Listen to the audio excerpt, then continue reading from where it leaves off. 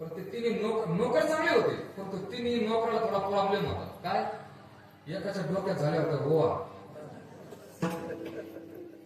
एकाला झाली होती सर्दी आणि एकाला झाली होती खरबूज. त्यांना खरं झालं, तुम्ही एवढं मोकळे असं लागले. माता मागेल ते आता वा कुठे गेलो, वा आता नाही राहिले. जुन्या काळात म्हणजे मला कळतात ना, वा होते ना पूर्वी. त्या म्हातारे माणसं उन्हाला मुंबईसाठी लहान लहान लेकरं आणि ते त्यांचा कार्यक्रम ते मारायचं. त्या लिका काळात फणी असायची. त्याला हवा झाल्या होत्या, एकाला सर्दीने एकाला खरंच. पण ते नोकर चांगले होते ना, राजाने त्यांना सांगितलं, आपल्याकडे चांगले चांगले लोक येतात. त्या वावाला सांगितलं, लोक आले तू जर का डोक्याला हात लावला खाजवला ना, याचा हातात तोडून टाका म्हणले. लोक चांगले येतात, एवढं हातलं पण खाली तर डोकं.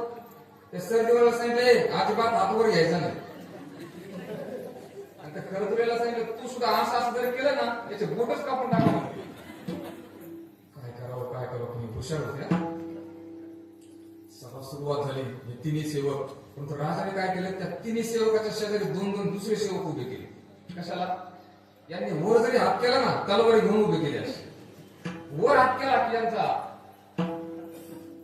महाराज. सभा सुरुवात झाली. सगळी शांततेत सभा चालू होती. हे सेवक शांततेत उभे होते, परंतु ज्याच्या डोक्यात वा झाल्या होत्या ना, ते शांत उभा होते. वा शांत बसा ना, वळवळ करायला लागले. आणि अंदाज घेतला, इकडे घेतो मुख घेत, काय करावं.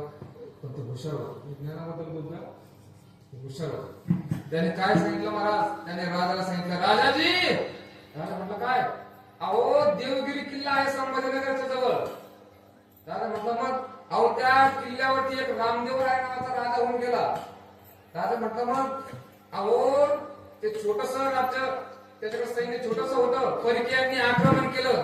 परकीयांचं सैन्य जास्त होतं आणि या राजाचं सैन्य छोटस होतं. त्या परकीयांनी तिकडून आल्याबरोबर एक सैनिक पळत गेला रामदेवरायकडे आणि सांगितलं, त्यांचं सैन्य जास्त आहे, आपलं कमी आहे, काय करायचं लवकर निर्णय द्या. राजा रामदेवराय म्हणाला, आपलं तर काय डोकंच चालणार पाहिलं का नाही, आपलं तर काही डोकंच काम करू ना भाऊ. आणि त्यांनी हातून घेतलं. सर्दीवाला होता का? तो म्हणला, आता आपला मग पुढे आला गोपाळ.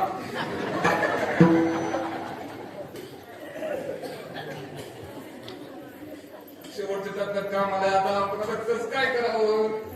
याने ते काम करून घेतलं, पण आपलं कसं काय करावं? म्हणजे त्याच्यापेक्षा थोडं पुढचं होतं. त्याने सांगितलं, राजाजी. तो राजा घाबरला नाही. म्हटले मग त्या राजाने काय केलं? राजा म्हणला सैन्यानं अजिबात घाबरायचं नाही, मी येतो युद्ध करण्याकरता. राजा गेला. राजाने तो भाता बाणाचा घेतला, लटकवला, हातामध्ये धनुष्य बाण घेतला आणि त्या समोरच्या राजाच्या समोर जाऊन उभा राहिला. राजा काय करायचा? असा भातातला बाण असा काढायचा, असा बाणाला लावायचा आणि असा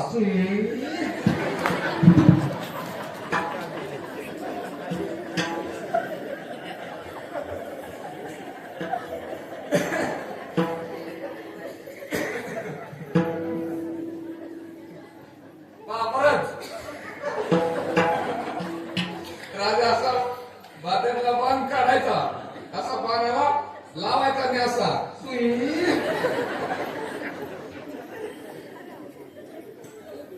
त्याने 5-7 बाण मारले आणि आपलं काम करून घेतलं. खरजुला राहिलं ना माझं. खरजुला म्हटलं, झोमानी यांचं काम करून घेतलं, आपलं कसं काय करावं? पण हे थोडं त्यांच्यापेक्षा पुढचं होतं. याने सांगितलं, राजाजी.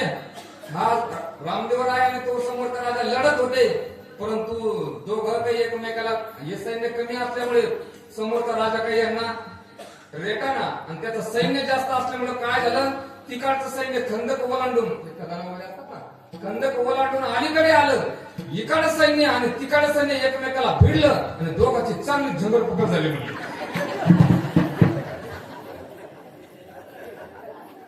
म्हणजे शब्द आहे का?